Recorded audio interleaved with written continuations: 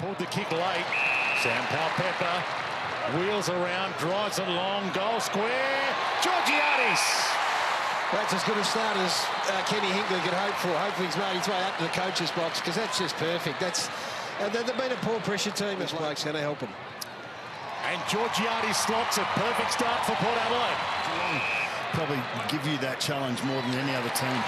So Sam Powell-Pepper gets on the end of a short pass, takes a deep breath, and this for a 2-0 start. 15-19 this year. I'll drive that home. That was beautiful. 2-0 start. So clear pattern is emerging early, and it's great, you know. This is Stanley got up. McEntee, Butters, Marshall, might as well go alone. Bounced it home. Just what the doctor ordered. Port back in front. Good game of footy. Really good game of footy. It's exactly what Port Adelaide needed. They've given up 3 goals in a row to this side. You know, we sit back and think of the benchmark right now. The handoff to Wines just as good. To Farrell, known goal kicker, heads for home. Bang! 2 and 30 seconds. We spoke about the capacity of Port Adelaide to score and haven't been able to score against top 8 teams. But, you know, 7 scoring shots now, and a centre bounce goal always helps.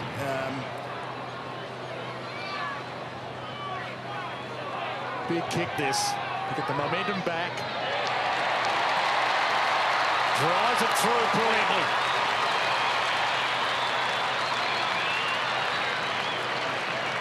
Well, it's an interesting matchup too when it came through here.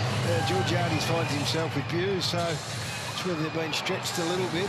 Henry's got Marshall there, you can see. Georgiades works back with Buse, so from a size point of view, I think... Finlayson rolls it. The Chaos ball to Powell-Pepper. He wheels and goes for home. SPP with a bit of DIY. He's been fantastic, Sam Powell-Pepper. He's been really good from the opening bounce. For a half forward to try and find some footy these days is hard work, but he just keeps presenting. He's had the, what's he got now, the 9 possessions, taken 5. Huge kick for 2 in a row to Port Adelaide to start the second half. Got it. It's a good response. It's a great response. Your season is there in front of you right now, and this is what you expect. And Nathan's point's well made. So you see the lead there from Powell-Pepper, opens up some space. Bergman maybe was the other one that should have just held his position and not taken Smith to the corner. Off hands, Georgiades, Dixon, Travis Boak. Georgiades in some space. 3 in a row, Port Adelaide. We'll put it this way, they've just scored a goal from centre clearance, and yet another one. In fact, how many have they got from centre bounce now? 3 goals, 3. 3 goals, 3. Georgiades looks like he's, Rue will be all over this, looks like he's hobbling to the bench as well, but that centre clearance, all of a sudden, giving themselves a look at it. 1v1 in their forward 50. Geelong will put a 7th behind the ball in the next 2 minutes. Mitch Duncan will... Dixon was always going to take on Neal, gave it to Gray, turns him inside out, and kicks another. Well, the Stanley substitutions had a little bit of an impact. So you just saw there, and that's what you want. That's what you want Big Charlie to do. You know, the big man who's been around for a long time and stares across and looks at young Shannon Neal and says, oh, cop a bit of this, son. And they're back. They kicked 4 of the 5 goals in this 3rd quarter. Finlayson also winning some clearances as well in this quarter. So Wines to Bergman, to McEntee. Huge moment. First goal in AFL footy for Jed McEntee. What a time to kick it.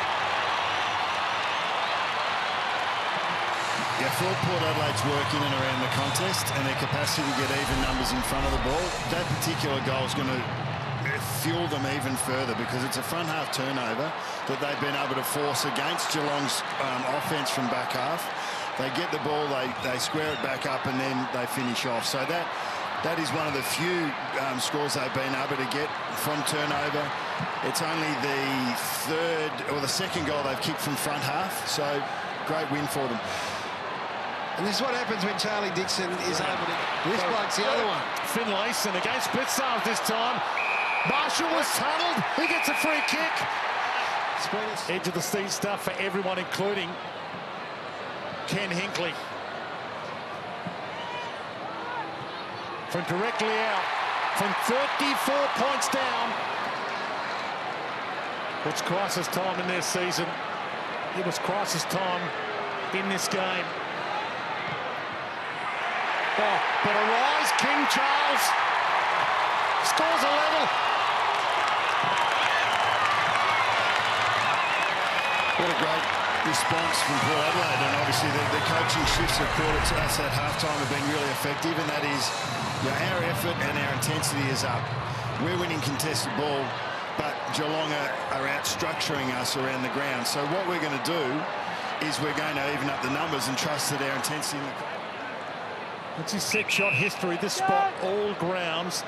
Kicked 2-1 against Melbourne last week. Had a 29-possession game against Melbourne last week. Massive moment, and he's equal to it. Port Adelaide in front. Well, I can't remember, well, you might, Jono, but there's been a better response from Port Adelaide for a long, long time. And the response and the magnitude of the response can be measured by the opposition. And the opposition are as good as we've got right now, the Geelong Footy Club. They are at the top of the tree, at the top of their game. They're 34 points up and got the game in hand at half-time. Here we are with a minute 40 to go, and they're staring down the barrel of a 6-point deficit. It's been an extraordinary response from Port Adelaide. Carl Amon. This to tie the scores. Never in doubt. Scores level. You have to go back and just strip this game back, and if you want to try and look at the highlights throughout the game, there's the first one. That to me looked like a boot from Dangerfield. It's off his left toe. So that's going to have some controversy surrounded about it. Then you've got this from Powell Pepper after the Gary Rowan full body.